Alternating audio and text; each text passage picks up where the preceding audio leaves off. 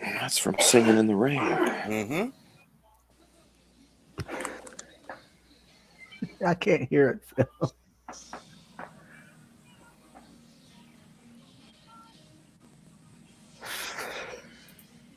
So you're saying that the volume didn't work?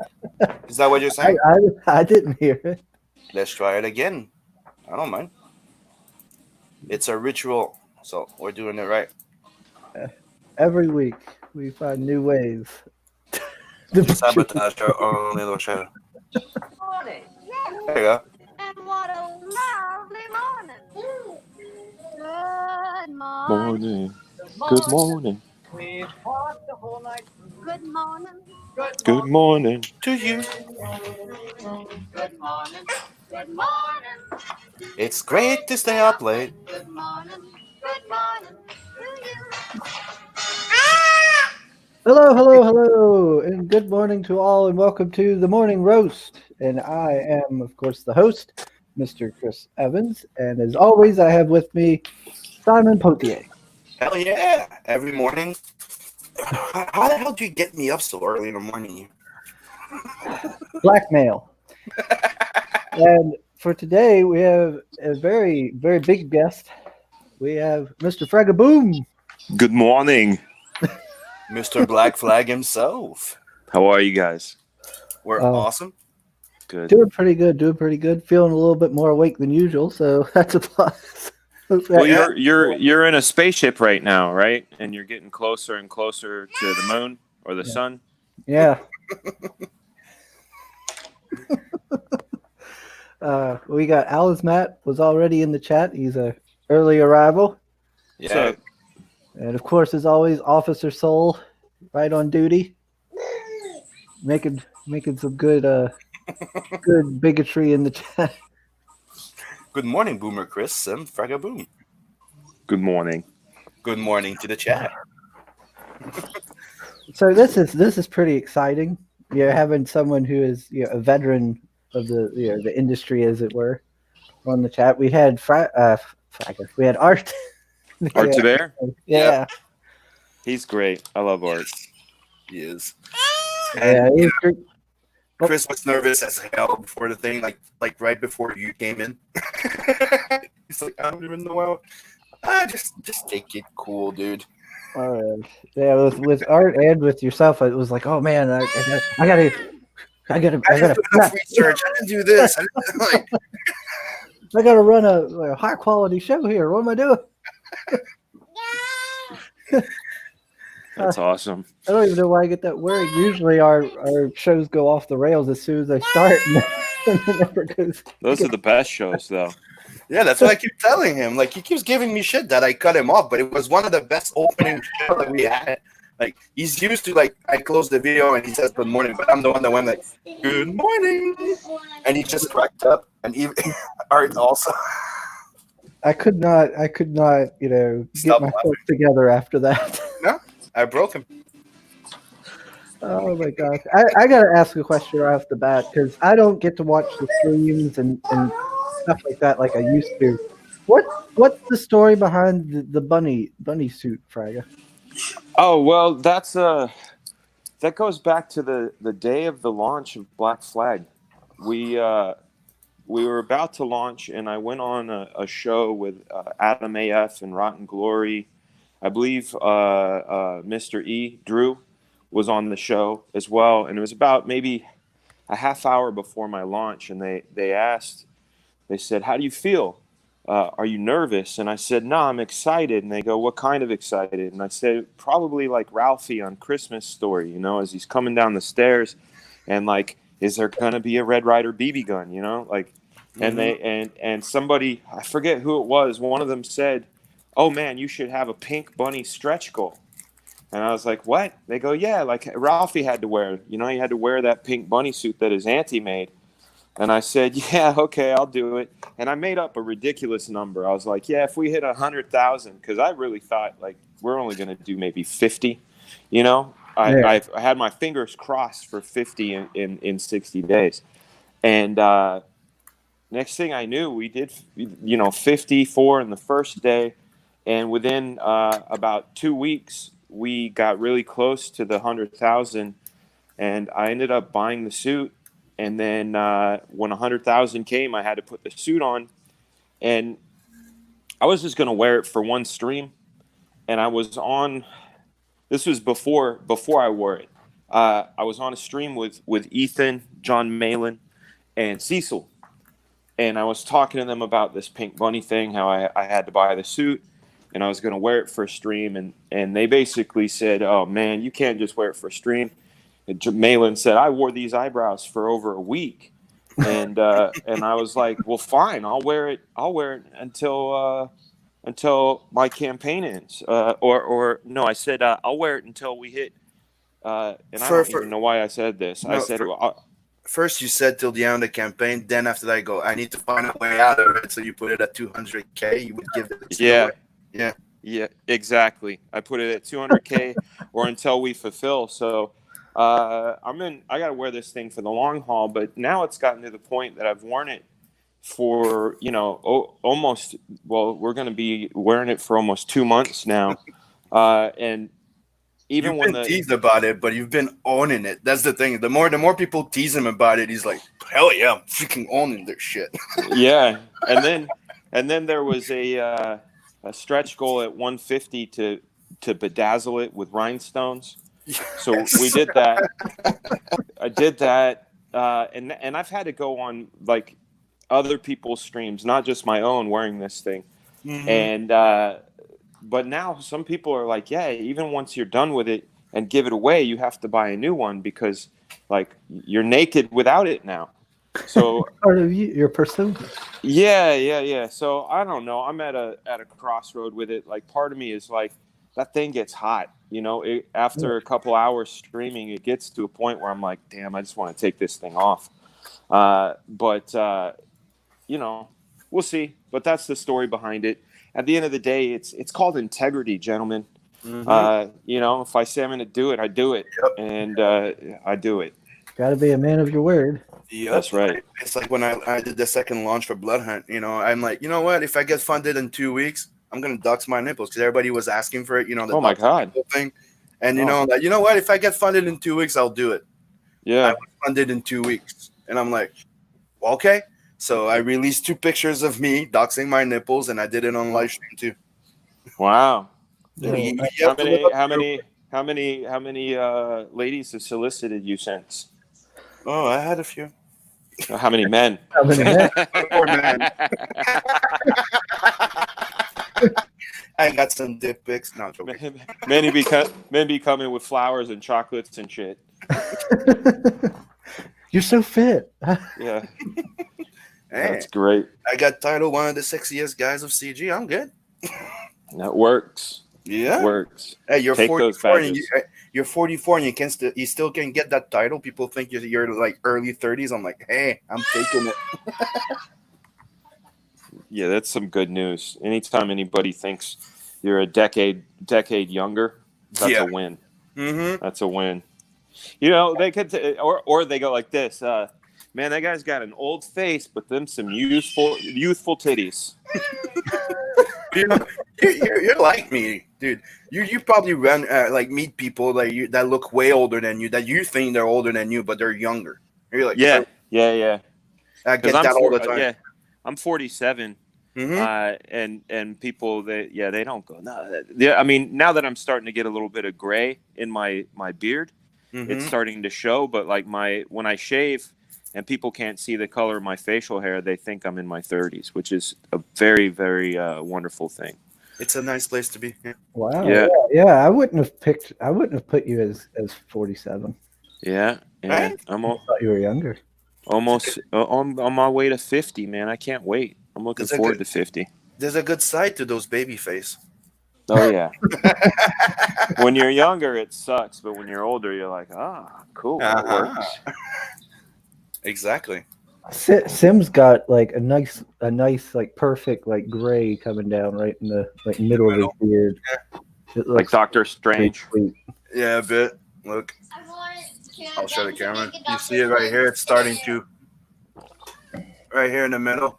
Oh yeah. Let me And, see. I could put my camera on too. See, look at. yeah, just here, and I have it on the sideburns. Yeah. That's the only place I have gray. Lucky man. If I was to grow my hair out, I mean, I haven't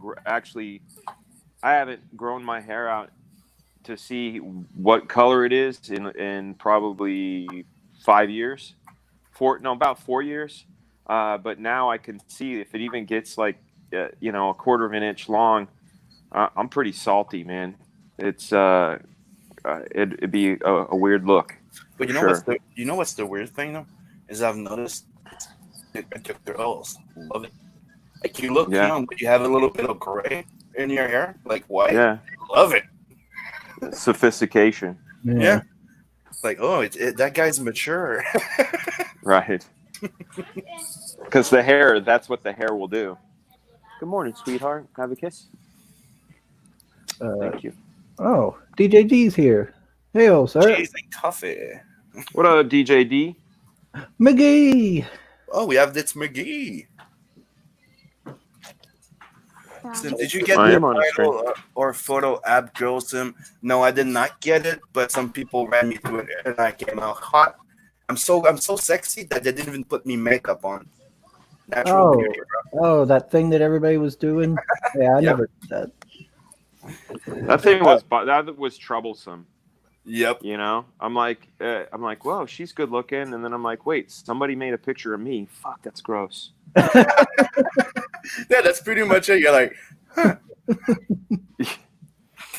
Yeah. I seen Kami Mark did like a whole show like. Yeah, the ranking show.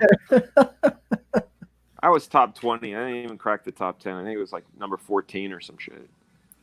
Like, Well, whatever. Bad taste, I tell you. Yeah. And some of them were uglies. Oh yeah. It's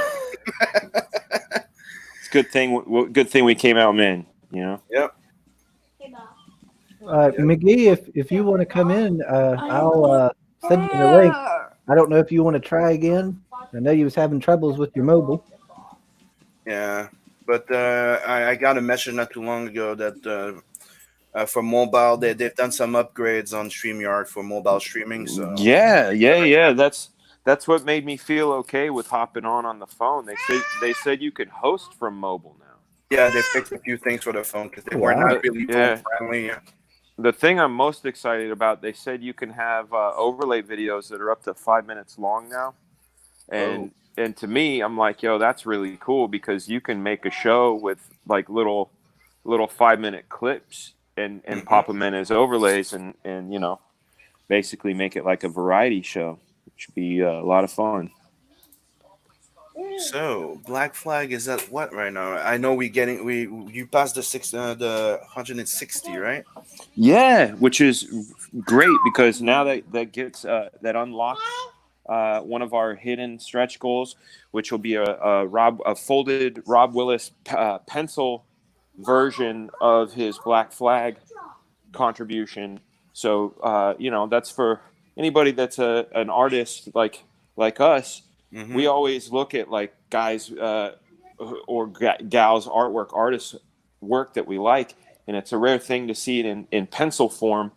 And when I was a kid, I had posters on my wall. I had like a McFarlane Hulk poster.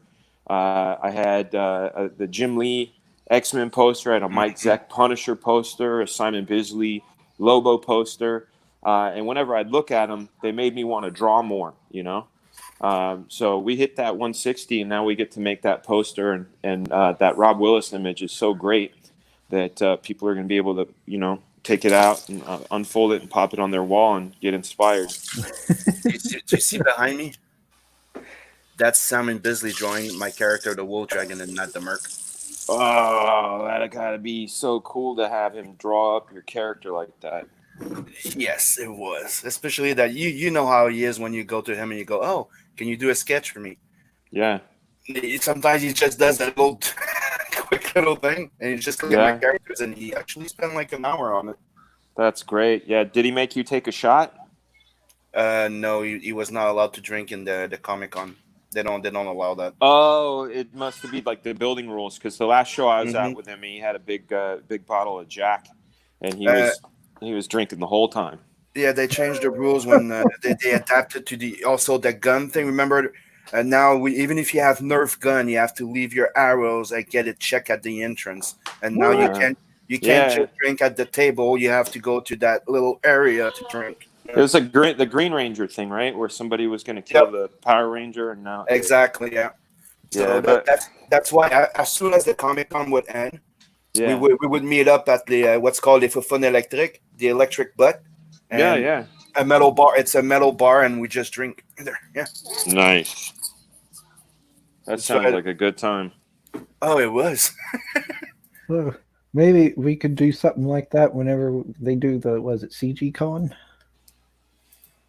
Dude, I think the CG Con's gonna be that. Yeah, that's going to be such a good time. That's It's going to be such a good time, man. I'm is looking it still forward to is it getting to still meet gonna be everybody. is it still supposed to be in Anaheim, Florida so far? I think it's supposed to be in Orlando, Florida, sometime next year, like May. I think next year or somewhere one of the spring months. But yeah, I mean, I can't wait. I'm looking forward to it. Get to meet people. Also, you know, a lot of these guys, like I've never actually met Malin before. I've never actually met Cecil. I've never met Anna. I've never met most of the people. You know, I know and met Ethan many times from back in the day, but a lot of people I've never met before. So I'm looking forward to that too. That is true. I mean, like, there's a whole bunch of people that I've met only through the web now, and That's right. I can't wait to meet all of you guys in person. Yeah, likewise. I mean, thank God for this technology, though. Think about if this COVID thing happened in like 2002, how different it would be. You know, people would be on AOL chat boards. Going, Yeah. I'm bored too. Send me a picture. And where's the picture? Yeah,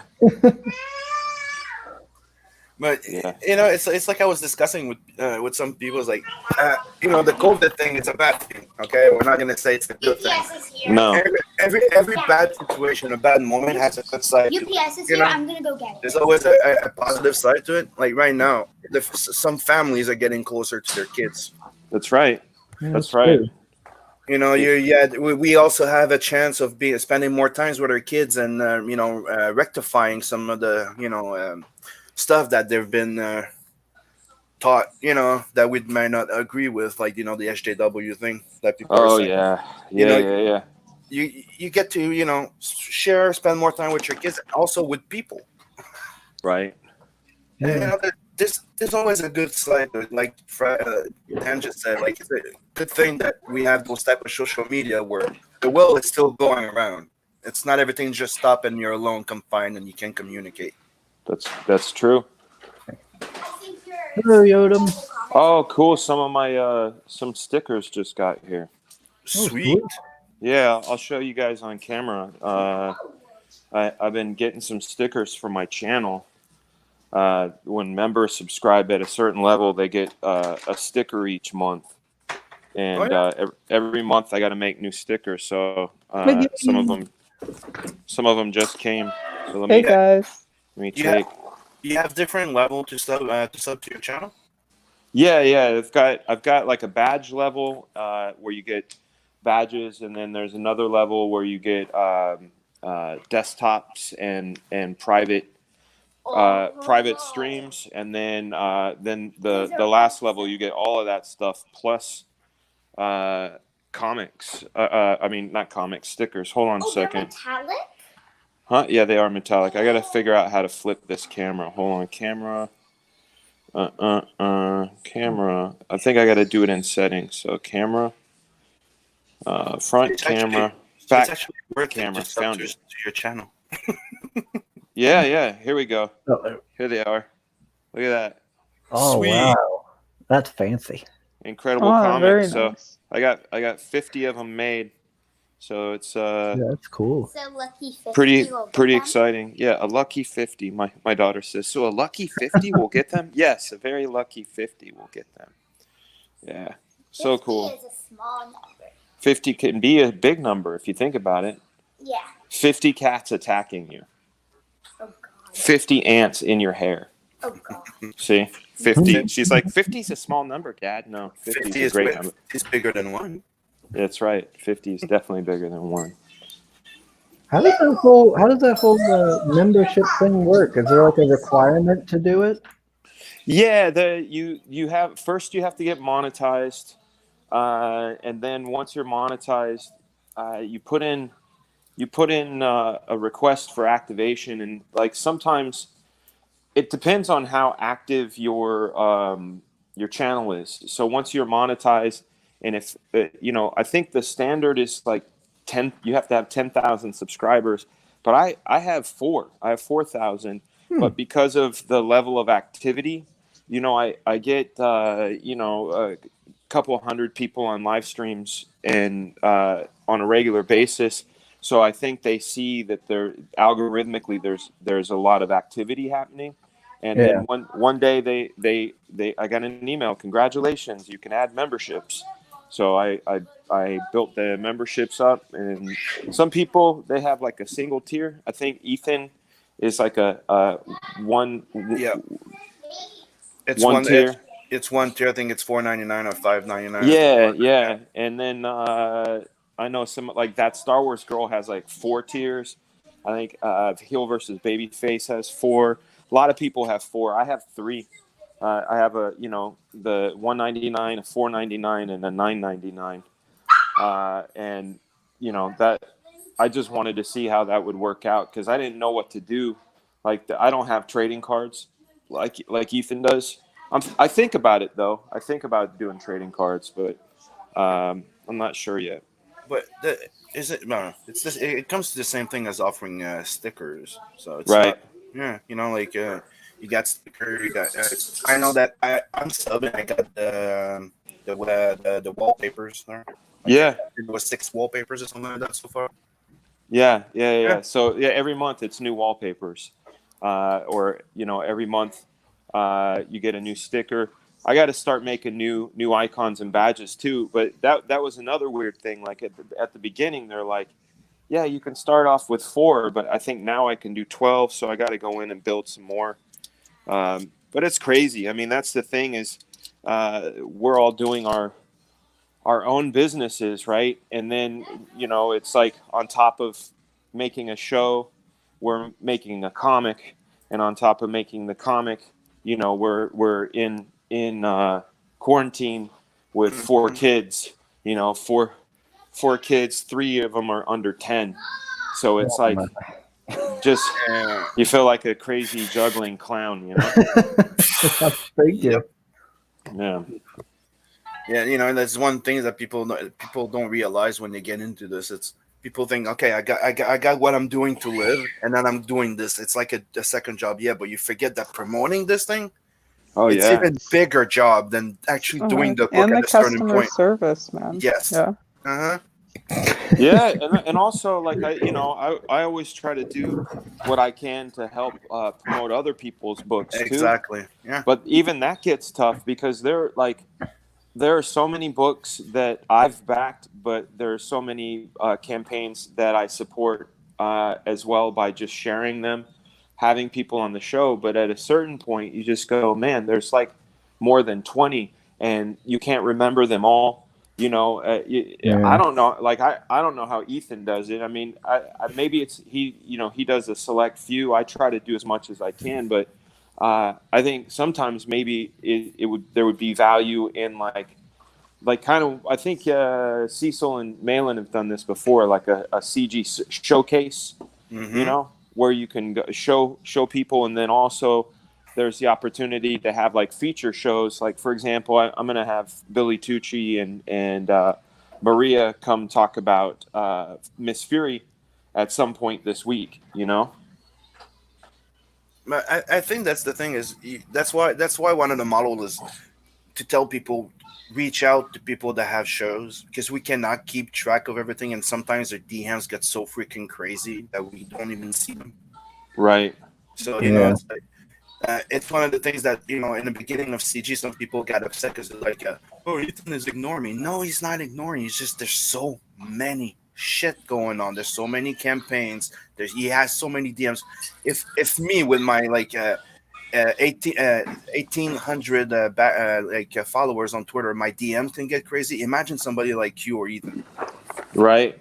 I'm No, like, it gets nuts. That's what I tried to explain that to somebody one time. They were like, they had sent me a DM and it took me 2 days to answer. And in their mind, I got that one DM and I saw it and I ignored it. But what they don't realize is that between Facebook, Instagram, YouTube, and I have 2 Twitters, I get, and not exaggerating, I get at least 30 messages a day, and I can't hit all of them at once. And then some of them are super pressing, and some of them get multi-detailed, where they need answers, and I have to find web links or find resources to kind of answer their questions. And then I do everything I can to get to everybody. And then the other thing too, this one drives me crazy, because you see it, you go, I'm going to get to that, and then it goes down the list and you completely forget it. yep. And those are the ones where you're like, God damn, man, I'm so sorry. Like a week or two will go by. I wanted to get back to you, but happened to me. It gets lost in the churn. And hopefully people understand it's never like a personal thing. But that's the other thing too, man. It's like a waitress thing, right? Like this is why I explain it. Back in the day, back in the early 90s, when I was part of Image, we used to do conventions, and there would be you would sign over 1,000 signatures. There would be long lines, and people would come through, and you would see that person, one of these people, like maybe a year later, and they're like, "Hey, man, remember me?" And you're like, "Fuck, man, I'm sorry, I don't." And they're like, "What? We met at and then, but it's like I go, it's like a waiter or a waitress, right? Like you have that one-on-one with that waitress. You're that person with that waiter, and you have that experience, and then you go and you take off, and you remember that waiter because that was your one waiter. But that waiter waited on hundreds of people that day, so you're one of 100. And it was sort of the same thing back then. It was like it's so hard sometimes to keep track of those sort of things. But I make sure to do my best.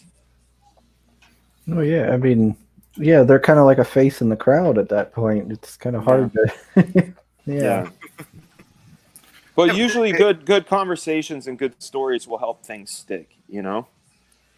Like if someone goes, "Dude, I was the guy that told you about the ATV that flipped over on me and chopped my leg off." "Oh yeah, dude, you're that guy." Yeah, something unique. Yeah, exactly. Yeah. How you? Oh, McGee's muted. I was going to ask her how she's holding up. I'm still here. Oh, there you are. So the campaign right now stands at 169,289. So very close to that's the excellent. Yeah. Yeah, that's excellent. That's super exciting, man. Dude, I've been waiting for this book. Like I'm one of the guys that's been bugging him on Facebook, going, "Dude, you should come on fucking Indiegogo with Black Flag." Yeah, Black Flag. Here we are. For this, and I was there on day one. I can't wait. For this book to get in people's hands. It's going to be late November when we start shipping this book out. I mean, it's going to be one of those things where right now it's like I've been so tight-lipped. A lot of people have been asking me, "Tell me more about the story," And it's like it's one of those things, like if you've ever seen The Sixth Sense, have you seen that? The M. Night Shyamalan movie? Yes. Like you can't just go like that trailer is like about this kid that sees dead people, right? You go, "Oh, cool, he sees dead people, he talks to ghosts," and all of that. But then if you're like, "Oh yeah, and Bruce Willis is a ghost," you know what I'm saying? Like you can't put that in the trailer. You can't, and that's the thing about Black Flag is there's so many things going on with it that I can only say so much. You know, like that I can say where they've been and where, like, these pages you see, that creature in that double pager where you see it ripping apart all of those Landstorm guys. That is because Dagger City, the city that they're in, was built on this ancient portal. But what people don't understand is that portal is literally the gate between Earth and Hell, and that thing that's coming out is all of the demons and all of the things that Hell holds. Man, and I know it's not too spoilery. Like, my daughter's plugging her ear. She didn't want to know anything. I know. I'm just telling them. You keep your ears plugged. Yeah, but that's all I can say. Like, literally, like, Hell has come to Earth, and that's all I've got, baby. Stop it. But yeah, that's all I can really say about it. But I can also talk about the characters. You know, each of these characters this team was brought together through fate. They all have their role. They all have their parts. And there's a good reason that they've come together. You know, it all kind of locks together. I don't know if you guys have ever done this. I mean, we've talked offline about how we're older now and more experienced.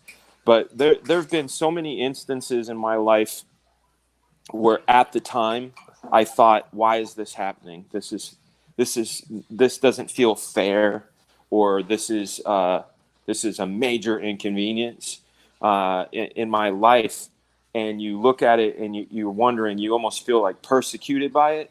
But then, you know, 2 or 3 years go by and you look back on that incident and you're like, whoa, if that didn't happen, my life wouldn't be as fucking awesome as it is right now. And that thing that I thought was bad was actually the absolute best thing that could have ever happened to me, because it changed the course in a way that I never could have imagined.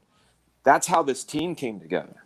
All of these sort of incidents in these characters' lives happen, and they come together. And when they have to face this threat, there's a big reason behind it. I can't say what.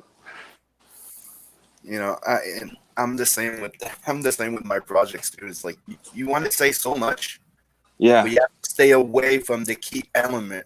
Yeah. Like, yeah, it's like when I was showing off like the Blood Hunt campaign, I had like 12 pages out. People are like, dude, you're showing so much. You're saying the story. I'm like, no, I'm not. And everybody kept saying, like, yes, you are. And when the editor and my co-writer started going through all the book, they were like, dude, you're not. I'm like, I know, right? I'm like, I'm staying the fuck away from anything that's like very key to that main story. But the rest, it's action packed. So I can show you, talk about the characters, talk about that. How about that? I'm not talking about her. Yeah, man, that's the way to do it. You give them the tastiest appetizer without ruining their meal. You know. Mm-hmm. That's what's up, man. For people watching that don't know, because I know that there's even people that back the campaign for some reason don't even know yet, but you can get the original 1995 series PDF right here. Yeah. There's a bunch of that's a bunch of stuff that I decided like I wanted to get into people's hands is for many reasons. One is a big thank you for even stopping by. Like, if anybody wants to check out the campaign, the fact that they took the time to take a look at the campaign and scroll through it, when you get to the bottom, you find out you can get the whole 1995 series, issue 0, 1, 2, 3, 4, which gives you, everything you need to know up till now. You don't have to have it or even had to have read it to get this new Pineapple Perception, but it's my way of saying thank you. Get you integrated, let you learn about the characters. The 0 issue gives you origins of Sniper, gives you a little bit of insight into who Geisha is, where Rascal came from, why is he part of the team, why is this weird alien part of this team. So that's there. You get to learn about my favorite character, Gorilla. Yeah, you get to learn about Gorilla in issue 1, how he came to be. In the 0.5 issue, which was our 150 stretch goal that's now happening, we're going to have all kinds of cool stuff, pinups and things. I know, Simon, you've got something in there. We've got, I just saw 6 a.m. Comics. He just showed me his new one. We have Matt Weldon coming in, David Pahikainen's doing some stuff, Clayton Barton. I mean, it's too many names to list, but we're also going to get some origin stories about the people we haven't yet, like Bubble. People don't know how she came to be. We don't know anything about her. We just know that there's this little girl on the team that can make bubbles. Like how the hell did she come around? We didn't see a lot of her in the series, but we're going to see more of her. So also, I love making music. I love. Obviously, people know this. I love hip hop. I love rap. But I enjoy making music. So I put free downloads to my old 1994 mixtape, which was advertised in the original Black Flag series. So now people can get the song that's called Fragaboom. There's another song that I wrote called Nike That, which is I'm a big advocate of motivating people. I believe that people, when people feel good about themselves and when they're actively being and doing their best, that good things happen and it makes the world a better place. So that song is really just about, getting up off your ass and taking care of business. And then below that is a link for another series that I did in the year 2000 called The Gear Station. And that I want people to check that book out too, because like the sticker I showed you that says Incredible Comics, I'm building a universe. And Black Flag Pineapple Perception is kind of the launch, the takeoff. And then we're going to see and get into the Gear Station eventually at some point next year. And I want people to be familiar with those characters and that world as well. So that's a free download, and that's at least 5 issues worth of material there.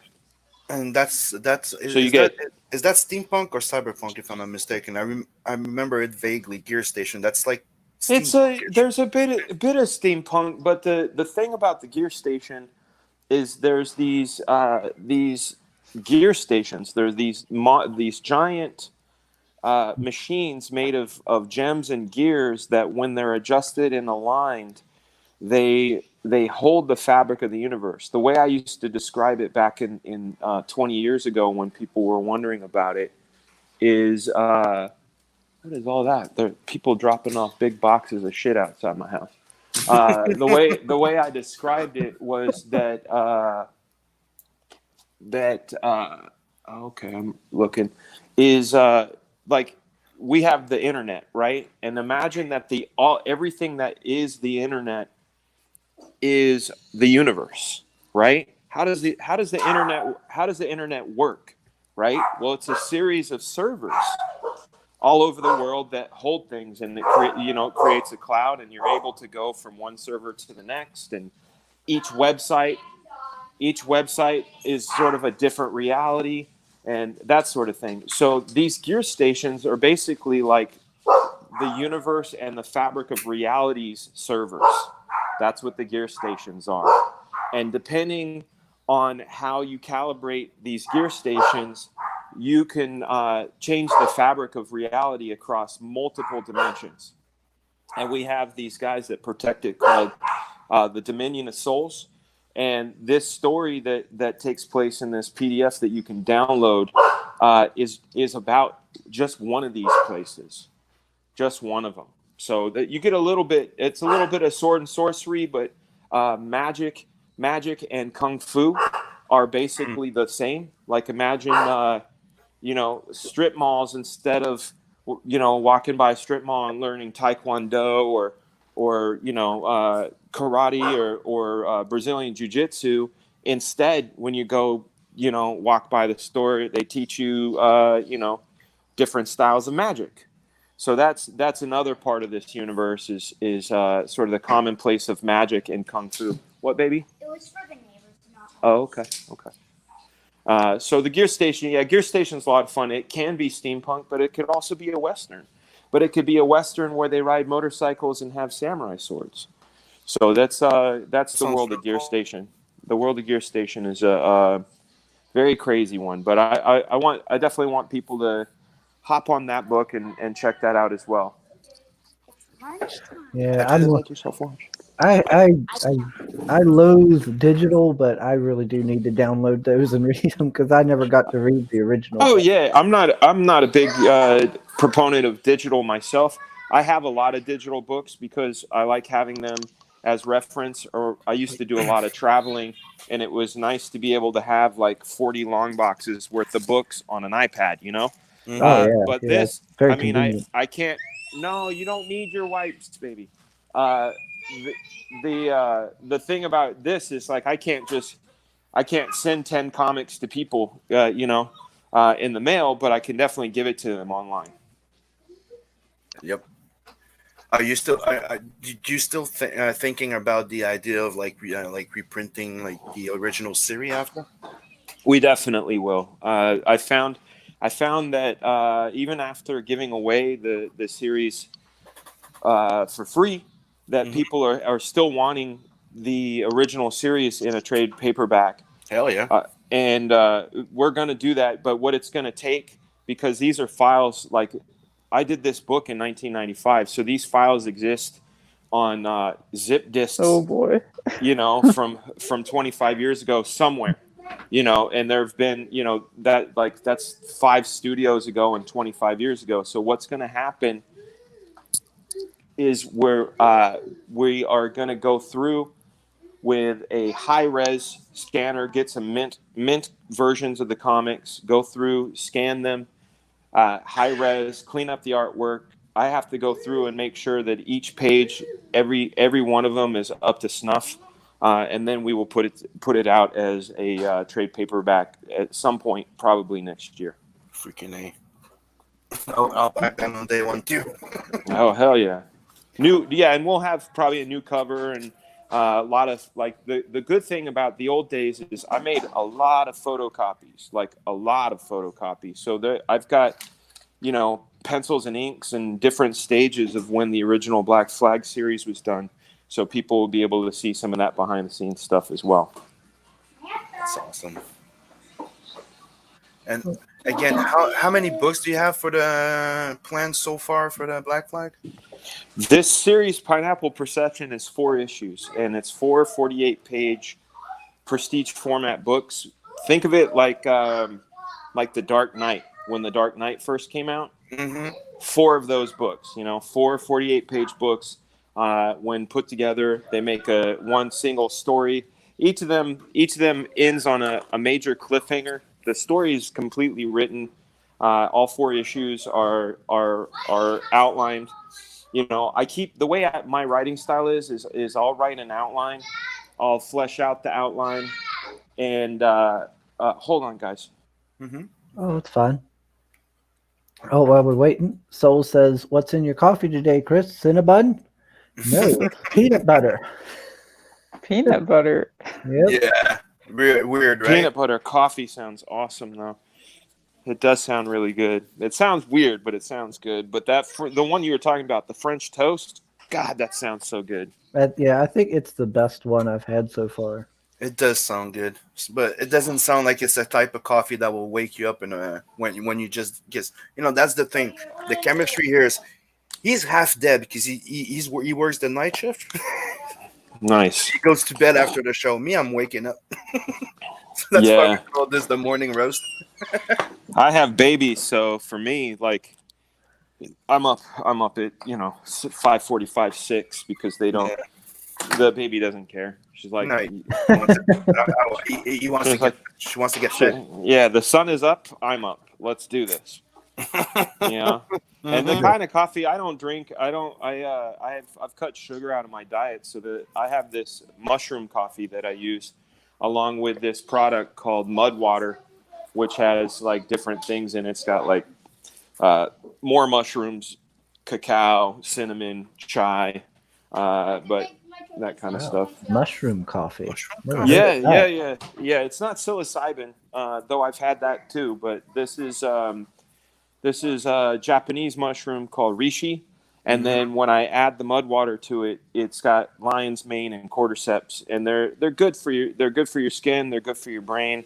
They keep your brain running in an optimized sort of way.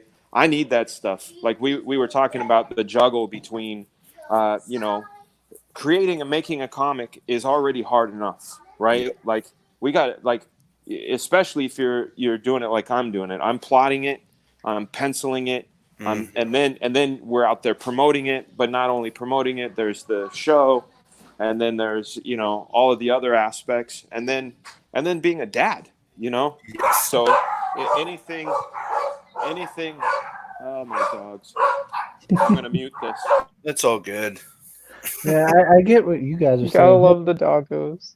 Yeah, because between like working and then house, home and family stuff, and then doing this YouTube, and then I used to do the whole Twitter promotions. I've cut back on that just because that takes hours, and then I never have time to do anything. I can only imagine what it's like to have a comic and have to do all that stuff on top of that. Yeah, well, that's why I do anything I can to help my brain. It's like, Do it. I got it. you got it, son. Okay. Made myself a turkey sandwich. Here, have one more piece of meat in there, not just one piece of meat. There you go, buddy. He's like, I need a turkey sandwich. Oh, Hail Metal Movies and Brewskis. Oh yeah, MMB, what up, dude? What's up? Yeah, man. Butch Cleaver, baby. Let's see. I haven't looked at the chat here. Oh, Sketch says he puts cheese in his coffee, but I'd try the peanut butter. I know he's the only person I've ever seen say that. Like, No, put there was cheese in his coffee.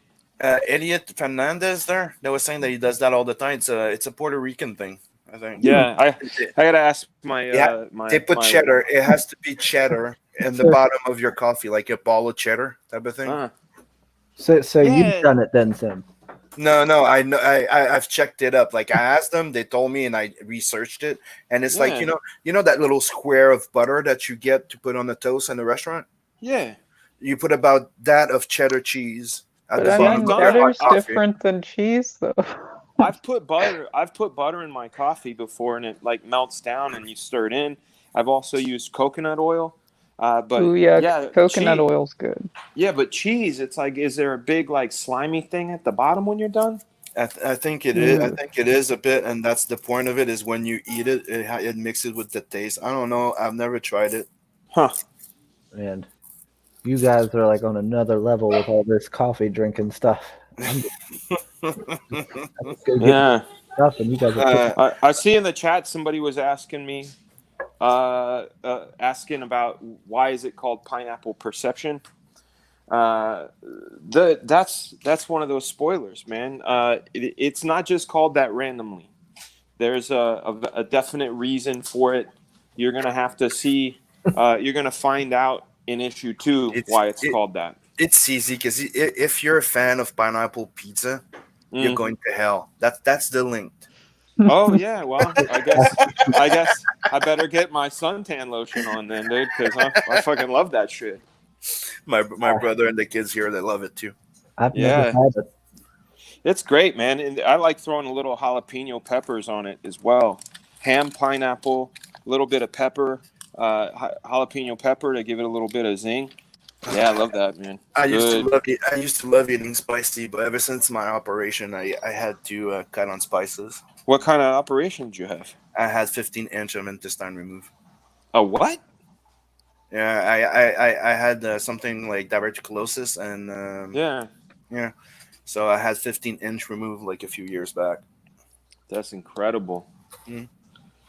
Man. But you know, shit happens, and True. life keeps going. You know, the That's show must true. go on. Like one of the things that always comes in my head when things get hard, I always remember that last show of Queen. The guy when he fell, like he fell on stage. Remember? No. He was sick, and you see him like faint, like almost faint on stage. They come pick him up. Yeah. And he comes back out, and you see he's pale as what he's pale white. Like you see, like he's not feeling well. Yeah. And he just starts, and he sits at the piano, waits a few seconds, and then it just starts singing, "The show must go on." And that was the last show you did. Oh God, I need to see that clip, man. Not, I know, sort of. I mean, not in the same way, but I had a few weeks ago. It was when the world was. I mean, the world's already going to shit. But like, Mhm.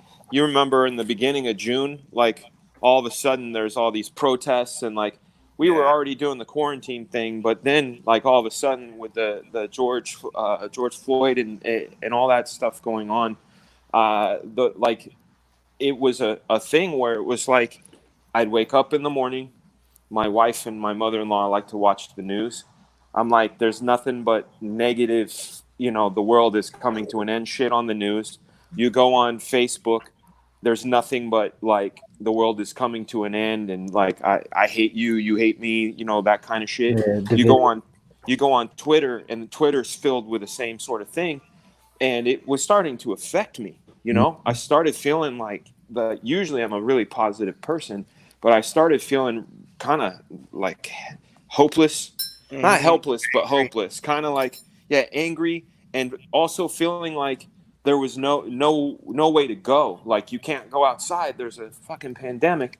There's Yeah. madness in here. My own kids are fighting. The TV's on. You can't. I felt like you can't escape. People losing And their shit everywhere. and I was having a good phone call with Ethan, and he's like, "Bud, you sound kind of down." I was like, "Bro, I gotta be straight up with you. I feel down." And I said, "I don't like feeling like this." And he said, "Dan, you have to remember something." I said, "What?" He said, "Everybody's feeling this way." And he says, "You know how they get out of feeling that way." I said, "How?" Because I wanted to know, like, I can do it. He goes, "They put your show on and they watch you." And I went, "Oh shit!" And I realized, like, nah, man. Even when times are crazy, like, be the light. You got to Mhm. be the light. The show must go on. Be the Yep. light. Be positive and create the positivity. And it was his advice that actually turned everything around for me. So big ups and love to Uncle E for that insight. Yeah, Yeah. as they say, keep calm and carry on, as they say. To me, when you get to that point, it's when you need to be reminded that that's where you need to stand your ground even more. Yeah. It's that this is when you're starting to doubt yourself because of this or that, or this stuff is affecting you, and you just need to go, okay, no, I need to focus on the prize, eyes on the prize, and this is what I'm doing. And Yeah. I mean, it also helps when stuff like that's going on to kind of turn off all electronics and just kind of meditate a little bit and kind of recenter on what's important. like it's stupid, but the fact that I couldn't draw, couldn't do much for like a few days because of my wrist there. I Yeah. stayed, I stayed off media as I slept 2 days, and it kind of felt good to be off media. Then you come back and you see that a nuke came out, blew up again. Right. Right. Like, oh, okay, so something else happened. So let's keep going and doing what we do best. And Man, I would love to just be able to sleep for like 2 days. That would be amazing. You yeah, but know? that's the advantage of the fact that right now for a week I don't have any kids. Yeah. That's got to be crazy too. That's one of the things, man. Like we were talking about how some kids are going back to school, some aren't.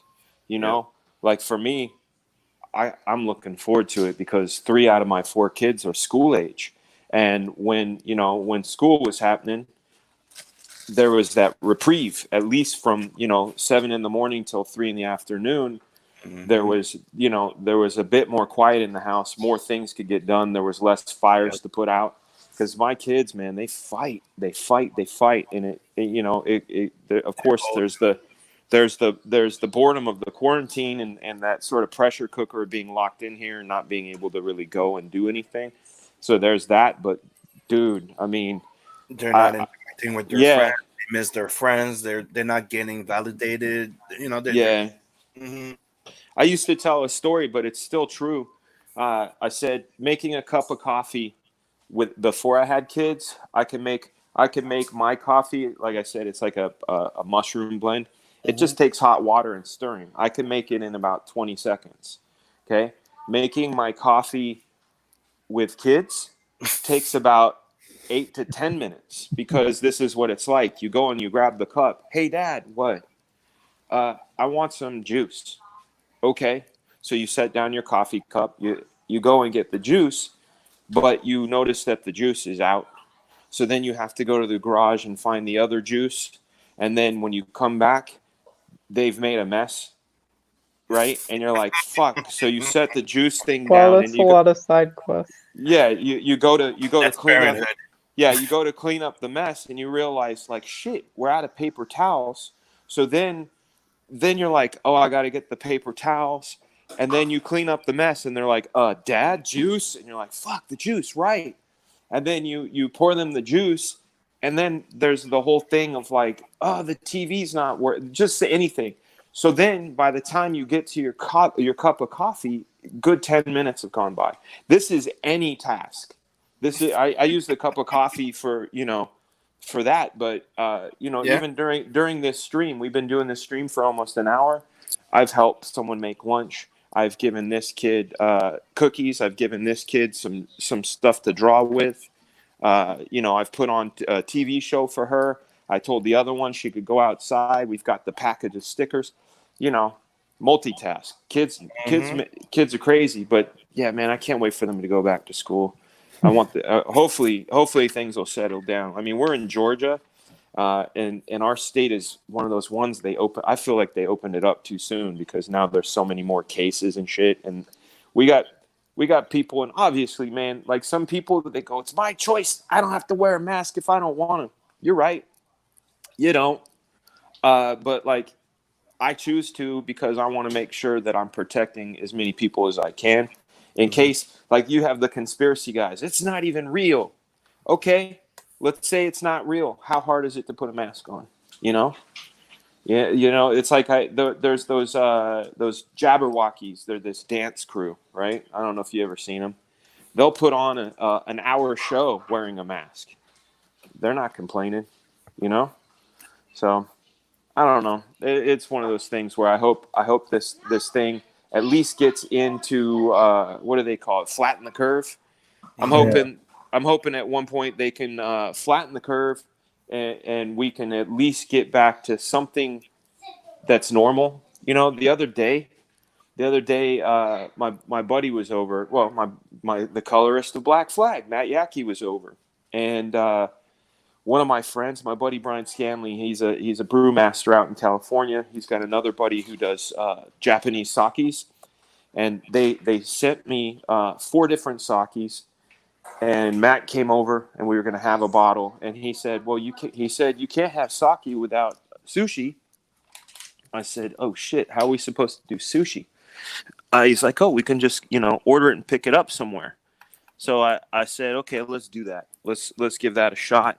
But I haven't gone and got sushi since at least March. Right now, I walk in there. It's like going to get going to a bank, the old bank tellers that have the glass in between. Yeah. And there's a guy with a mask on, and he never touches your food, and the chef is back there with gloves on, and like you're like, holy shit, man, the world's just changed. Like completely changed. And like, is that going to be the new norm? Is that where we're at? Oh yeah, that's my store. They've got like a big plastic thing in front between you and the cashier. They wear gloves. They have like a mask. Some people even have one like this big shield on their head over their face. Oh, like in the medical field, yeah. Right. Nice. Well, this is in my grocery store. And like some of them, like I was at a Burger King, they slide this little thing out where you put the change in, and then they Right. slide it back. So it's Yeah. like a little container. It's interesting. Yeah. No, it's, and that's the thing too. It's like you go 6 months ago. Could I have imagined that this is what the world's going to look like? Like everybody looking like they work for Cobra. You know, Yeah. like it's True. crazy. Like I went to run errands and I went to Walmart yesterday, and I was like, yeah, everybody looks like they work for Cobra, and we're being corralled, and Right. I say that it feels like it's a zombie infestation that happened. You're walking around, there's almost nobody in the streets. You go into a store, right. there's almost no one. There's one person serving you. You're like, am I gonna get jumped out by a zombie eventually? Hold on a second, baby. Oh, DJ Dave wants to know the name of the sake. Oh, this one. Let me take a look. The company is out of San Diego. The kind of sake we had, they sent us four. One was called Ronin Clear, like Ronin, like the Frank Miller comic. Mm-hmm. It was called Ronin Clear. I'm looking in my garage. The sound is gonna. I got to look at these ones in the fridge. So there's Ronin Clear. The name of the company is Setting Sun Sake Brewing Company.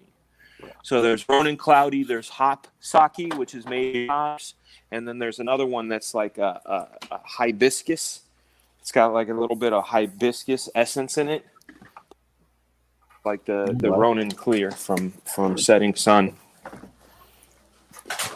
But good stuff, man. We got a nice buzz, and the having sushi, even though it was strip mall sushi, wasn't like my favorite sushi. But the old strip mall sushi where you can get what you can. At least it's fresh. Like some people, I don't know how you do this. You know how the grocery store has sushi? Yeah. Like, Yeah. dude, who eats that? Like, Oh, it's gross. yeah, that's crazy to me. I don't care if they go, it's made fresh every day. Fuck that, man. But I you need see, my. that's Yeah. that's one of the first sushi I tried, and I didn't like it at all. Right until Oh, one day I God. was with a friend, and Yeah. we passed by one of those little like Asian store in the mall that they make Yeah. it live in front of you, like fresh. And I'm like, Yeah. I don't know, I didn't like it at all. He goes, yeah, Yeah. we haven't tried real sushi. I'm like, okay, I'll Yeah. give it a go, because I'm like, I'll try anything once. Yeah. And dude, it was freaking awesome. Oh yeah, change your life, man. That'd be like if your first burger experience was White Castle. Yeah. It's like, that's not a burger, man. Like, come on, let's go get it right. That's so that's good. Sushi is good. I was the same way with whiskey. Back in 2009, about 11 years ago. The only things I would drink, I drank wine, beer, and vodka. That was it. And my younger brother, he's 10 years younger than me. He says, "Hey man, you want to have a whiskey with me?" I said, "Nah." "Why not?" "I don't like whiskey." "How do you know you don't like whiskey?" "I've had whiskey and I don't like it." "Dude, come on, just have some." "I don't like whiskey. I just told you that." "Well, what whiskeys have you had?" I said, Canadian Mist, Dewar's, and Jack Daniels. And he's like, "Those are all crap." He said, "Just try this." I said, "Fine, okay, I'll try it." And it was like a single batch, like a nice 10-year single batch bourbon. I had it, and I was like, "Holy shit, man, this is liquid gold."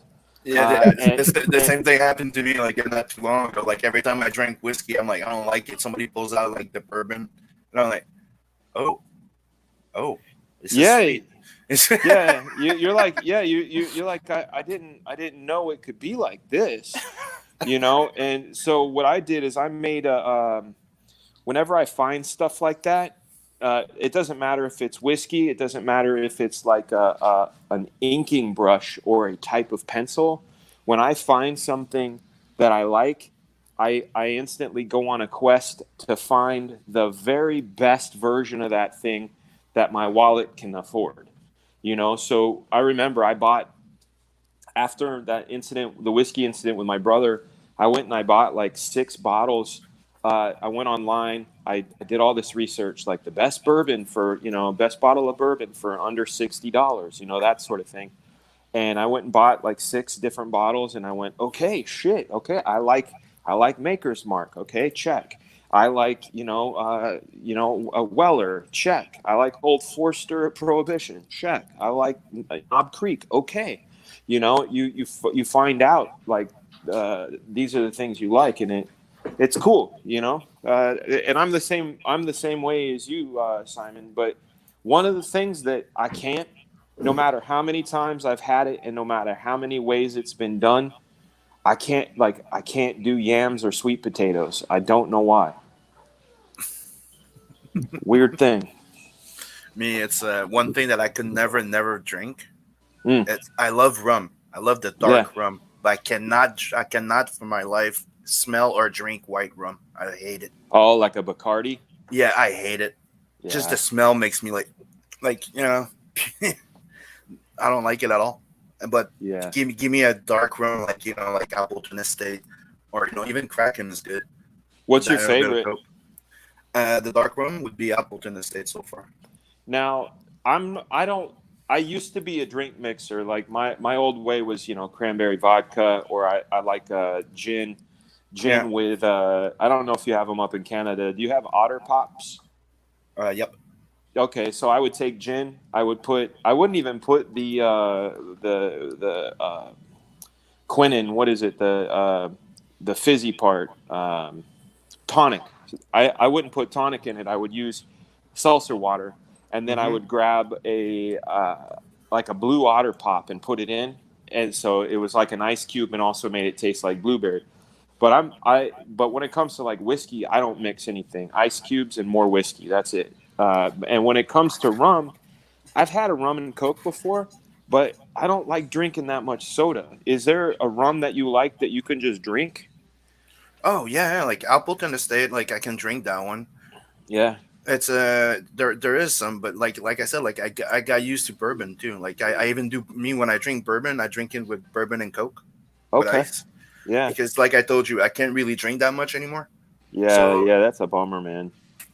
yeah, but once in a while, I do like to have my rum and Coke or my bourbon and Coke. And bourbon is one of those that even on ice, it's good. Same thing with the Appleton Estate because it's still a sweet. It's a dark, spicy rum, but it's still sweet. A Mm, bit. sounds good. I'm gonna have to get some next time. Next time I'm out at the liquor store. That's the other thing that's weird. We moved here to Georgia from California about a year and a half ago, and things are very different here. In California, when you would go to a place like Costco or Sam's Club, you can buy liquor. You can buy liquor in the grocery store. You can Hmm. go wherever. But here in Georgia, there's only beer and wine in the grocery stores. If you want to buy something that has real percentage, Hard liquor. you have to go to a dedicated liquor store, and they're not open on Sundays. And you're just like, what the fuck, man? It's like just different. Okay, baby. It's like going to a different world. Uh, I know here in Canada, like there's some of the states in Canada, right, like Quebec, Yeah. in the rest of Canada, that even for beer and wine, you have to go to the liquor store, right? Oh shit. In Yeah. Quebec, you can buy wine, you can buy beer in all the markets, food markets and stuff like that. You could buy what they call a barley-based alcohol too that they make. Yeah. But for strong alcohol like vodka, rum, and stuff like that, you have to go to the governmental, the ACQ, the Yeah. governmental alcohol store, and they're open 7 days a week, and sometimes till 9 or 10. Okay. That's so crazy. Yeah, like it's a weird culture out here. Like on a Saturday night, if people want to drink on a Sunday, they're like racing to make sure they can get to the liquor store before they close, or they have nothing for Sunday. It's a different culture. Yep. My brother would be good for this conversation. He's more of a drinker. He drinks like whiskey, rum, and all that. I've only ever drank socially, and that's been years ago because, well, there's been no social event where I've had to drink. But Yeah. and it was, and Soul would, oh, if Soul knew what I had drank back then, oh, I'd never hear the end of it. It was like those fruity, drinks that all flavored. Like a Sex on the Beach. I guess I don't know. It was it's what they had, so I was like, oh okay, and I'm like, I'll try it, and they're like, oh, well, this tastes kind of all right. Oh, those tricky ones that taste like a like a soda pop. Yeah, Yeah. that Those tastes are like the candy. those are the ones that'll catch up with you. Or ciders. I remember in California there was this British pub called Ye Old Ship, and I'd never had this stuff. I think it was called Black Thorn cider. It basically tasted like Mm, carbonated apple juice, Mm-hmm. and I that drank. gets a lot of people. Oh Oh, dude, man, it's one of the it's something that's big here in Canada because it's where it comes from, the ice cider, right? yeah, That's the one that tastes like apple juice. And when you have the one with the bubbles in it, the gas, yeah, it amplifies. You absorb it faster. You absorb the alcohol faster than usual. So you will get yeah, drunker faster. It's like why you get dipsy faster with champagne. After yeah. you're like, oh, I'm feeling it. I didn't Yeah. know that. I didn't know that about the bubbles. I just remember like having a few and feeling like, yeah, it's great. And this place that is one of those places where you sit on tall stools, and I remember hopping off the stool to go use the restroom and not realizing how really drunk I was until I got off that stool. And oh my God, it's like, these are dangerous, man. You don't feel like you're drinking anything. So There's I try to avoid those things now. there's sneakers. Oh shit! Here we Yeah. go.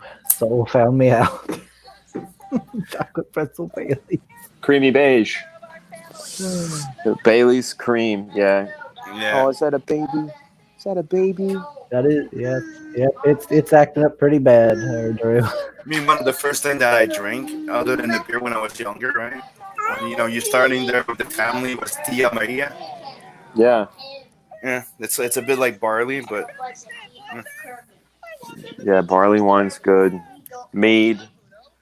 I don't like the stuff I don't like, and I should, but I don't. Is I'm not a big fan of like dessert wines. Like ports. It's like too sugary. Not a big fan of that stuff. man, I remember here that it doesn't exist anymore. But there was a small brewery, like a really small one, and they Yeah. used to have it used to be called Unibrew. They got bought off, but they don't have the same recipe anymore. But they I had hate when that happens. Yeah, and they had one that was like made out of black cherry. It was a beer made out of black cherry, right? Oh, that sounds And good. and the thing with it is you had to heat it up to a certain degree for it Yeah. to be to its best. And dude, you were drinking it, and it was like drinking like black cherry syrup, right? Like Ugh. it was like it was really good though. But dude, the fact that it was hot, you one glass, and you Yeah. felt it. Oh yeah. And it was Hot 12. It alcohol was sounds 12. crazy. It was 12%. Just 12. Yeah. Okay. But for beer, it was the beer. Oh, okay. For a beer, yeah, that's But a if- heavy beer. Yeah, that's what I'm saying. Like, The sakis that were sent over here. One of them, the one we had, was a 14.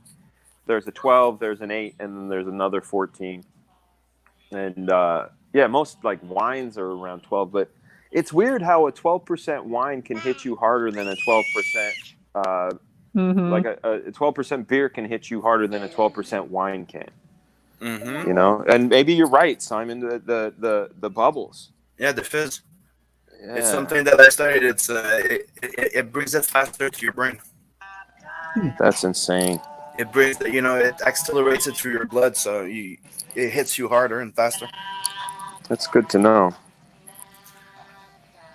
So, Chris, we're hitting the 1 hour and 15 minutes. Oh, okay. I guess I better start to wrap it up. You guys have any questions? That's what I was gonna say. Any question left, brother? Because I know you wanted to ask something about Bloodstrike.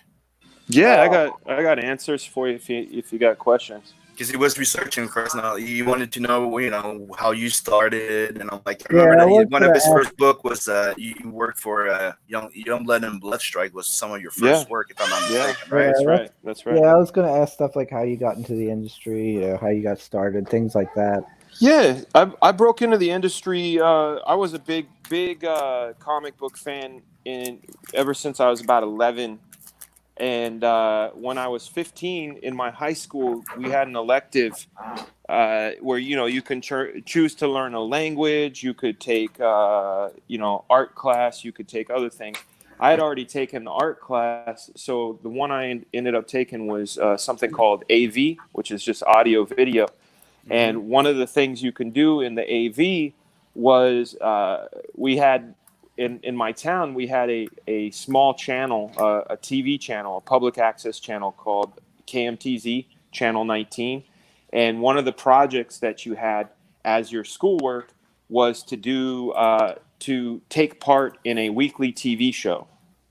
And what you could do is you could be a cameraman, you could be the person that set up audio, you could be the person in the control room, but it was live television. And the thing I chose was to create and host a television show. And I had a show in high school called Comic Review for You. You can find 3 of the episodes on YouTube. We did over 150, but 3 of them exist. This is back in 1989.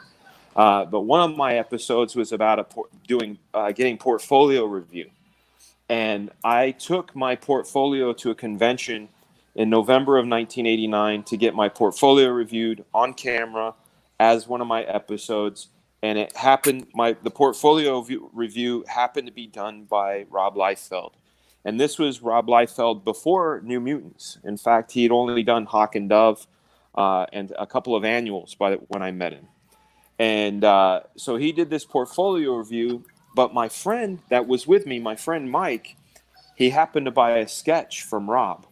It was a sketch, a character design, and on the back of the sketch, it was done on Rob's personal stationery. So it had all of his docs, right? It had his name, address, phone number, fax number. So I decided I was going to give Rob a call after this. And I called him and said, hey, would you mind if you did such a great portfolio review, would you mind if I every now and then sent you new stuff? I mean, nowadays we would just, email people or post it on Twitter and, can you take a look or tag someone? But back in 1989, it was, can I fax it to you? So he was nice and said yes. And over the 2 years, I sent him stuff. He gave me feedback, but I ran into him at the 1991 San Diego Comic-Con, and he had told me that he was going to be starting a company with Eric Larson and Todd McFarlane. There was no mention of Jim or Mark or Wilson or the other Jim. It was just Eric, Todd, and Rob. And he said, if I start up any new books, would you be interested in working on one? And I, of course, I had just graduated high school, and I said, yes, I'd love that. I got hired in December of 1991 to come join the studio, and I did, and I moved down. When I got there, though, the book that they were going to have me work on was canceled. It was this book called The Odd. It was kind of like Battle Brick Road, but different, right? Dorothy was this sexy chick. The Cowardly Lion was actually like this big sort of beast of a lion. The Tin Man was more like an armored robot. Toto was a timber wolf. Scarecrow was more of like a scarier version, almost like you would see in Batman. And the winged monkeys had machine guns and and that was what I was hired to do. That didn't happen. So when I moved down, I found myself, I completely relocated. I moved 8 hours away from where I grew up, knowing only one person, two people, Rob and Marat. And I had nothing to do. So I started doing, while I was there at Extreme, I started doing sample pages to try to get work at either Marvel or DC while I worked at Extreme. And I had drawn up this 8-page story with my characters in it. And Rob saw it and said, hey, man, if you change these characters from your characters into Youngblood characters, I'm going to put it in Youngblood Zero. What do you think of that? And I said, well, fuck yeah. So that's what they did. They went. We changed a few of my characters around to turn them into Battlestone and into Die Hard. And then Rob had drawn some pages before it and after it, and that's what ended up becoming Youngblood Zero. And then after that, he started working on Bloodstrike, which was kind of similar to one of my ideas. I had a book called Delta Strike, which was very similar to Universal Soldier, right? But Universal Soldier hadn't come out yet. It was basically these disposable soldiers that could go in, get beat up, chopped up. A team would come in, pick up their bodies, put them in containments. They'd heal up, and they'd send them out again. So that's what I ended up working on Bloodstrike, and then we were off to the races after that. I loved Bloodstrike when I was younger. Mm-hmm. That was a lot of fun. I had so many of that issue with like the blood that Rub the blood, smell or something. rub the blood. Yeah, and the cool thing. Whoa. Uh-oh. Sorry, my dog just took my kid out. You okay, baby? Oh. Yeah, she's big. Our dog's a big old moose, and she just pushed the baby over. Yeah, the thing about that blood strike, the rub the blood one, is that ink is heat activated. So if you don't feel like rubbing it and getting a blister on your finger, if you take a hair dryer to it and put the temperature to warm and blow dry it, the ink will go from turning red into clear. Or if you want it to turn really darkish red, put it in a Ziploc bag and put it in your freezer for about 5 minutes. That one? That's the one. Rub Yeah. the blood, yeah. Yep, that's the one. Yeah, I had a bunch of issues with that, and then I had the Blood Brothers thing where it was them and the Brigade. Oh yeah, that was man. with Marat. That was a lot of fun. Those were awesome. And I always ended up getting those, and I got the was it Deathmate? Yeah, Deathmate. The crossover between Image and Valiant. Yeah. Yeah, that was a crazy book to work on. Deathmate was nuts. Yeah, I did a little bit of research there, and I seen like where I think it was Bob Layton. He was saying that he had to set up outside of Rob Liefeld's house waiting for a sketch or something. No, the way the Bob, it's so funny that it's true. Bob had to come to the office, and they ended up, Bob was working, so they gave Bob his own office, but they put him in the supply closet. That's where they put Bob. They put him in the supply closet. What? Yeah.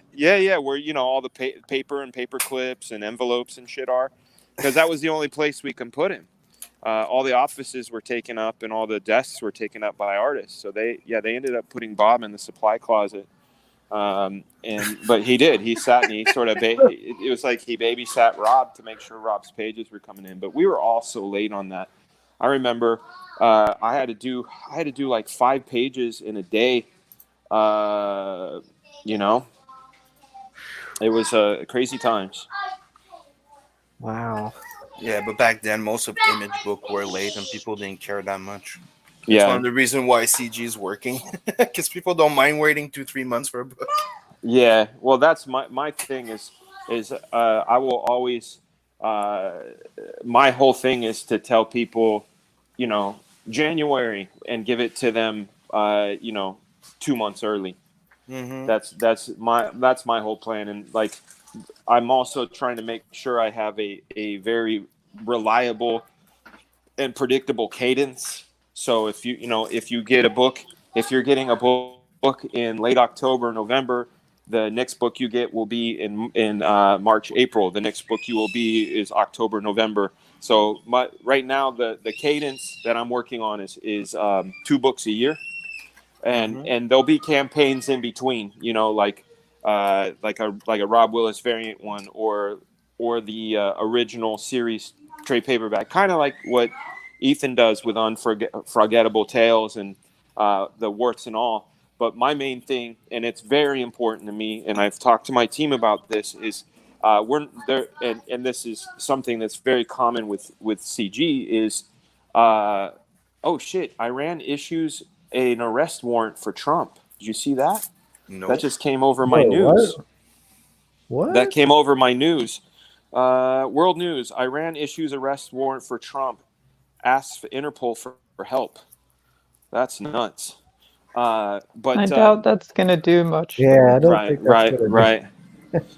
But what do you call it? No, the main thing is to fulfill the first campaign. So you want absolute trust with the fans and the consumer, so they know that you're a creator that keeps their word, and that the quality is there. And then from that point, then you could say, okay, let's do this. But like for me, I don't want to be like the old image where it was like, oh, you're going to get it in June, and then it's December, and then it's March, and then it's May, and you're like, you're 11 months late. None of that, man. That drives people crazy. Yeah, I think crowdfunded people will be a little forgiving on like your first time or something, but yeah, if you get into the habit of being late, I think people will start to get really frustrated. Yeah. But Yeah. But people are also aware that you can't. Even if you plan all you want, there's always going to be something that's going to happen. Like you plan everything ahead, but then Indiegogo don't give you your money for 4 months and a half. yeah, Right. That Or would be you're- frustrating. So many Or- technical difficulties that pop up that you don't expect at all. Your Yeah. printer Right. tells you, oh, it's an 8-day turnaround. Then when you get to the point of placing the order, it's like, okay, yeah, but I can't start till next week. All right, okay. Yeah. And then not I- even to mention stuff that's like on hold or backlogged, and it's just Or like what Malin had to go through, like the COVID. Yeah. It's like, oh, your printer shut down. What? Change printer. That That would other suck. printer shut down. Damn it. Yeah. Yeah. Uh-huh. Yeah. Yeah. I mean, That would make you lose a bit. I had a little bit of that, yeah. Like that. That would stress Yeah, you the fuck out. I would be stressed the fuck out after 2 things like that. I'm like, the fuck. yeah. Yeah. Yeah. I mean, the only way, there's that saying, the best laid plans make the spirits laugh. Yeah. It's like nothing makes the spirits laugh like a man's plans.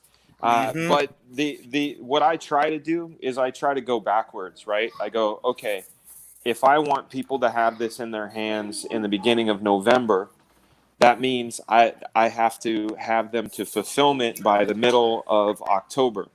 And in order to get the books to fulfillment by the middle of October, that means I need to have, a good 4 to 6 week window. Even if the printer says we can turn this around in a week, pad that out and make it 4 weeks, and then say, okay, well then if I want this to deliver, then I have to have all of everything done by September 15th. And what that means really is by September 1st to make sure we can make quality control the shit out of it for 2 weeks, and that's how I build my deadlines. And at least there's a little bit of padding in there, and at the end of the day, I told people January 2021. So that still gives me like a good, what is that? October, November, December, January. That's a 4-month pad, even though I already have a good 1 month pad built in. So there's a 5-month pad. Yeah. See what I'm saying? Yeah, because you never know when something's going to just. You come in never and know. mess You everything never up. know. Yeah. That's right. Yeah. I mean, I agree with Soul here. Your trust matters. I think building a reputation is extremely important to these It's adamant. crowdfunders. It's adamant, dude. Especially when you've been following crowdfunding for a long time, right? Kickstarter and stuff like that. There's been so many people that just ran off with money, and especially with the That's it. previous thing and stuff like that happened. People are a bit like afraid. Yeah, that's not They- okay. So they think twice. Like that's why they need to get to see you, get to know you now. They get to support you. They need to trust you. Like the trust factor is very important. That's why like Well, yeah, and the other thing too, Go ahead. these guys. Yeah, sorry for interrupting, man. No problem. These guys though that do the campaign and run, they get to do that one time. Yep. That's one time they get to do it one time, and that's stupid. Like I want to make my plan is I want to make a lifetime of this. I want to be able to make comics and comic product until I die. That's what I want to be doing. And the only way to do that is to have integrity and do everything you can possible to create the best experience possible in the way you say. And on top of that, surpass expectations. Mhm. Anybody that does that whole thing, that's like you fooled me once, shame on you. That you're not gonna fool me twice. Yeah, and That I don't know the Critias story, but other than that, the guy didn't deliver. Well, you know what, man? That guy's never going to be able to campaign again. nope. Yeah, he's burned his bridges. Well, yeah, now he's fucked. And if he loves comics or what aspect he did, he's going to have a hard time getting that kind of work with anyone else because of that reputation. So you basically fucked yourself for whatever money he made. That's the cost of His reputation. yeah, exactly. He just Fuck killed all that. He just killed his entire career in less than nothing. It's one of the reasons. Like I might be advertising Telson and Adverse, but it will never launch until I'm done fulfilling Bloodhunt. That's right, man. And it's a precedent. You need to set it up. People need to know that you're a man of your word, that you deliver. Then after that, you keep going. You're trying to build something. So anything that you build, you need to build a strong foundation. If the pillars, the foundation is shit of a building, you're not building something solid. That's so funny. I'm looking at your screen right now, and it's like, here's all this artwork. Here's some, old pages, thing and all this. And then there's a picture of my wife and me on our wedding day. It's like, what? Just out of nowhere. She's a work of art, good on her. But there's also you weird. and Kevin Smith. Oh, yeah. That was in my heavier days. I was like 60 pounds heavier. Like, did he cry when he met you? I just didn't know he was that short. I mean, I'm not super tall. I'm 6'2", but I didn't expect him to be little like that. People weren't kidding when they said he lost weight. Yeah, he lost it. I found it at that point. You could see what he was shooting. That finger was shooting all of his fat into my face. This is more what he looks like now. Yeah. I'm a little bit thinner now, but yeah. Oh, yeah, that was a fun piece. That's good stuff. That's on my. That was one of the first snipers I had drawn in forever. This was like from 2013. I decided to try out these nibs, and like Sniper crept out, and I was like, oh god, I fucking miss these characters so much. And that was one of the very first ones I'd done in a very long time. And there's the old Cyber Frog cover. That was from '96. That was the variant. Yeah, that was a variant that I did for Ethan back in the day. That was a lot of fun. So you've known him for a long time. I've known Ethan for 25 years. I met him back in 1995, and we've been buddies ever since. We've crossed paths many times. He and I did Wolverine fill-ins at the same time. We used to be on the phone almost every day, cracking wise on each other. So you also worked on the E-Man and the Masters of the Universe. I did. That was the last comic I worked on. That came out this past fall. I did the first 3 issues, and then went back to work on Doom Patrol. That's what my day job has been, is working on Doom Patrol as a storyboard artist and a visual consultant. That's been a lot of fun. This one was one of your first jobs, if not the very first pages, like my first pinup. Very first pinup. What up, Vinny? We need to get Vinny on sometime. Yeah, definitely. Vinny's a good man. He's a great guest to have on, man. Yep. He's a plethora of knowledge. He's a wonderful, charismatic guest. A wonderful host too. If you go on his show, Vinny's great. Hail, Vinny.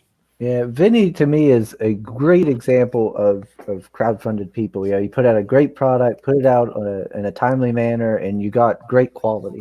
That's right. Yep. I think he's I think he's a great example of how to do it right. Yes, sir. You're doing Doom out some of Patrol the gear show? station. Oh, sorry. No, I just said I pulled out some Gear Station, and yes, he did some storyboard for Doom Patrol. Yeah. Wow. Yeah. Oh, the show. Yeah, for the show, the one that's on right now. Nice. Mm-hmm. Yeah, season 1 and season 2, and there's a show on CW called Legacies. That's awesome. I like. I've never seen the show, but I loved the comic of Doom Patrol. Sim told me that you did something with Jason Statham. Yeah. I did a movie. The very first movie I ever storyboarded was a movie called Transporter 2. We did that in the summer of 2004, and we filmed all that in Miami. That was a good time. I got to hang out with him pretty much every day for months. And then in 2005, we did a bunch of reshoots in Paris, France, and ended up hanging out with him there for a few months as well. Good guy, funny guy. I would say he's even cooler than any character he plays. That would be my review of Jason, is that any character you've ever seen him play, he in person, he's actually not like cooler, funnier. His sense of humor is great. Very generous with his time. Really I was good told guy. that is really down to earth. Like, 100%. It's like Man, talking that to like somebody you just met. Yeah. Transporter He's was good. 100% unaffected. He does not know he's Jason Statham.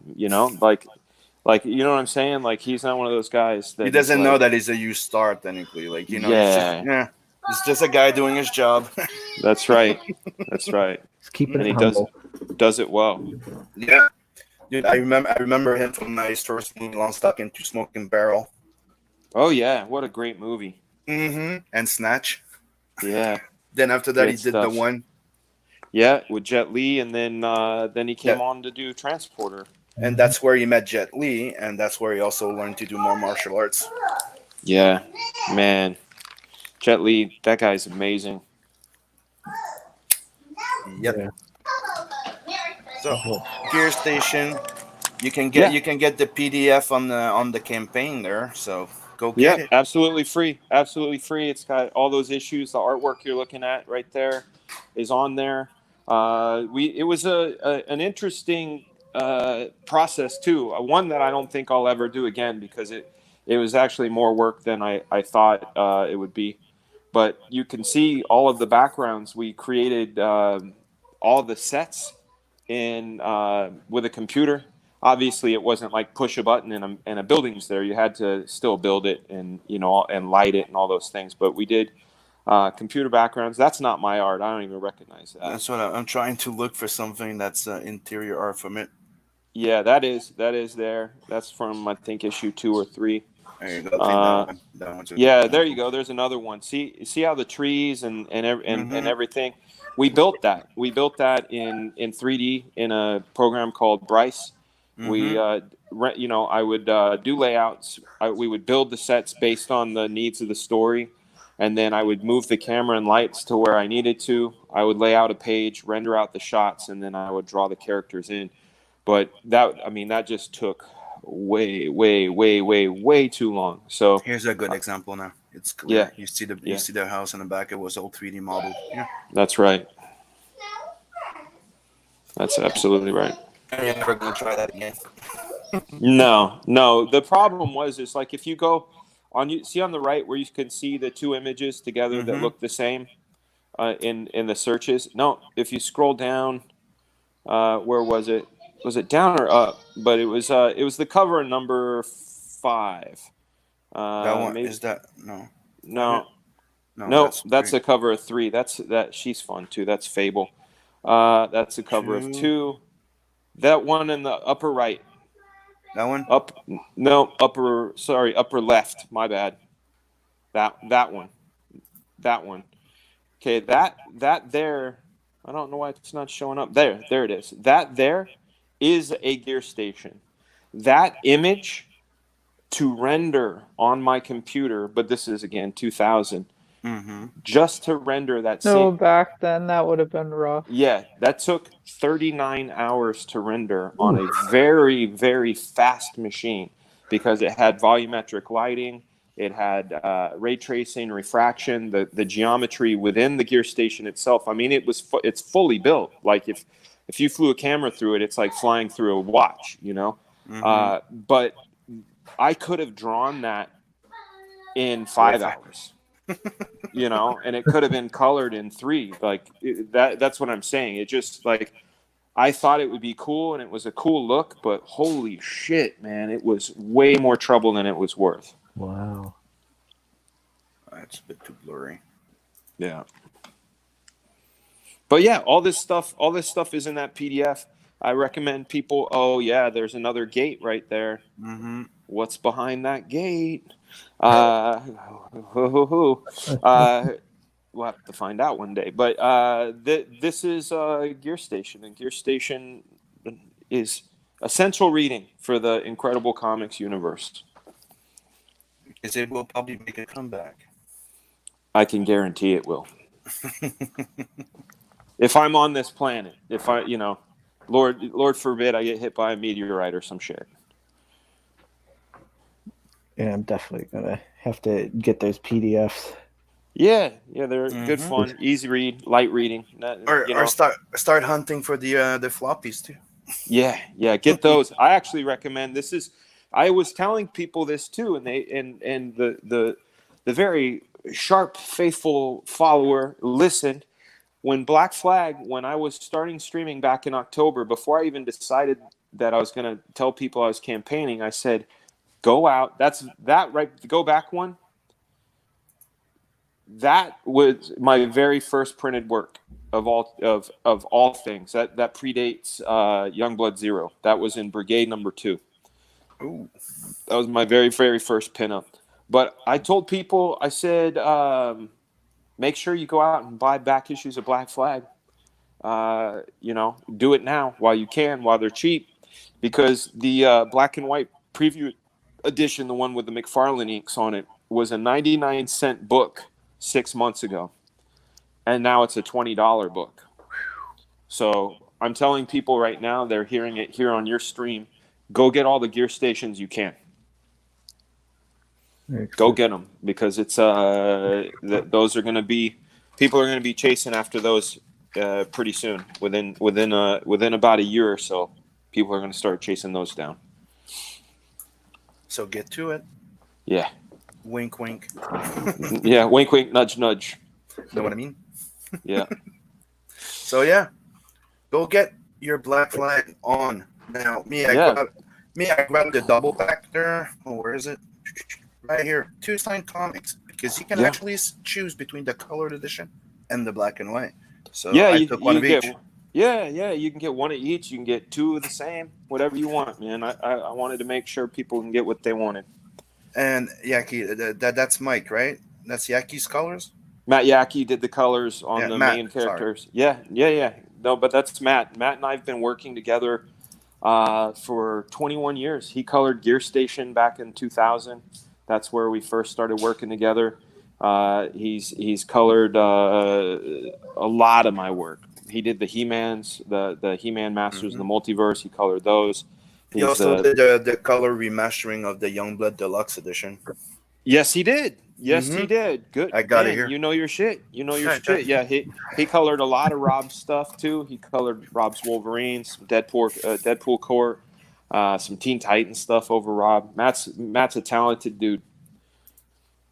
So that's always good to spend that kind of time with someone, to build that kind of connection. Then they can.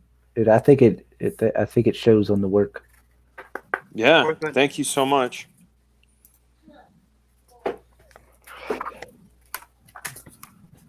Ooh. So I think it's time for us to close. Yeah, Chris. I think. That's what I was just getting ready to say. Nice. Yeah, sorry, Hex. We're getting ready to close it out right when you showed up. But yeah, Sim kept after me about Black Flag, about backing it, because I'll admit I was a little on the fence, because the only exposure I had to Black Flag was ads, in the books I had. Yeah. And I think I'd seen 1 or 2 floppies, but I'd never. It's a weird concept too, right? You're like, what is this guy? A guy with a gun? What is this big purple monkey? What is this shit? I want to address. I'm gonna teach some French here to Soul Lion. There, he's like, Sim calls this shit le poop.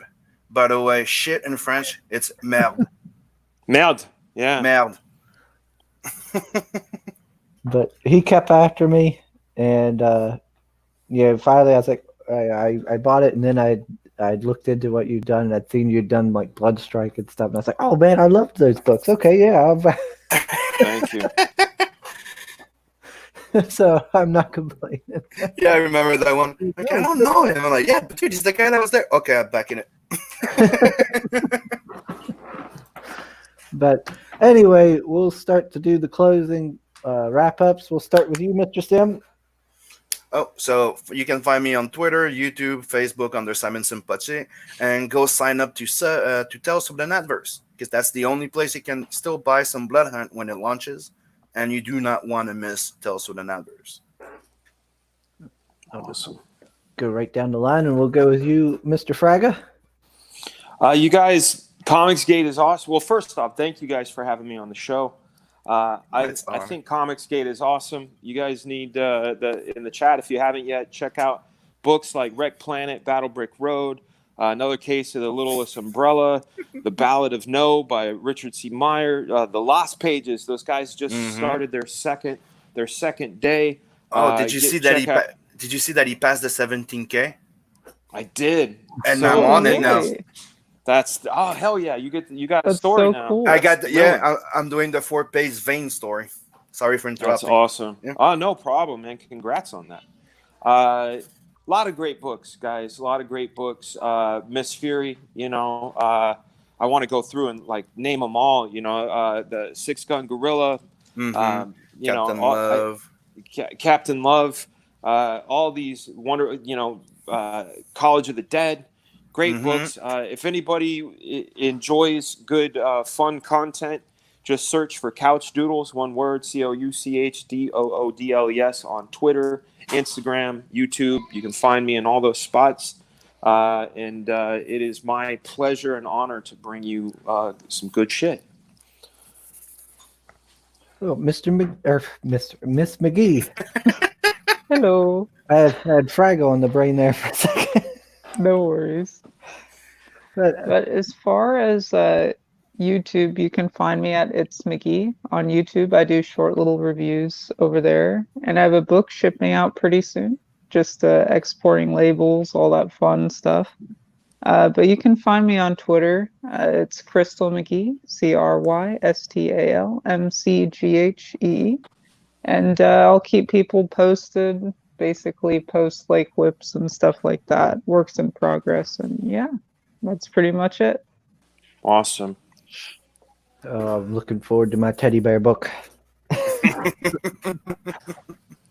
Gotta be wearing that hoodie to all the cons. And as for me, I am not a creator, so I don't really have much to promote myself. Please like and subscribe. The more subscribers we get means the more I can get more eyes on people's books and help them achieve their dreams and help folks find good books. And I'm also on Twitter at Kino Subway. And it's not my book, but please do check out Deep Well by Mike Murphy. Oh, yeah. That one still needs funding. I think he's going to extend. Yeah, he's only a couple $100 away. Yeah, right? he said he would. So that's awesome. So please help get that funded if you're interested in westerns. And if you missed the Samurai and Dinosaur, he still has a few available. Yep. Yeah, he's awesome. He sold a lot of those. So that's really good. Yeah, I can't wait for the Gods Fear Me. Oh, that's going to be so good. I'm excited for that one too.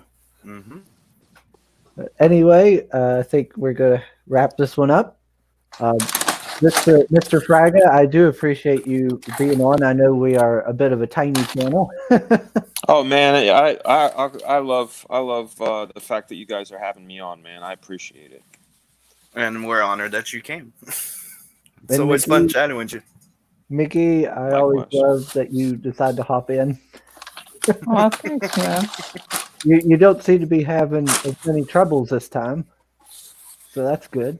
No, like I said, they did an update, a big update. StreamYards is working for me this time. Oh, yep. So good point. Don't forget to back grab me for 2. Oh yeah. Get it. Carla said this morning that she was getting to go to see her baby. She's going to the docks. Oh, she's doing a ultrasound. Yeah. Yep. Awesome. That's exciting stuff. Oh yeah. We're That's having a so CG cool. baby. Maybe we'll get to see it at the con. Yeah. Probably. That'll be Oh, good. for sure. So Anyway. Oh, what's that, Tim? I was gonna say exactly what you were gonna say now. So go. Yep. Anyways, it was great having everybody on, and thanks to everybody who decided to hop in the chat. Vinny, if you want to join sometime, join us for the morning show. I'll have to slide into your DMs. We do have an opening, I think, coming up here on Friday. But anyway, I will talk to everyone here on Friday morning. So this was a Goodbye. morning roast. Good morning and good afternoon.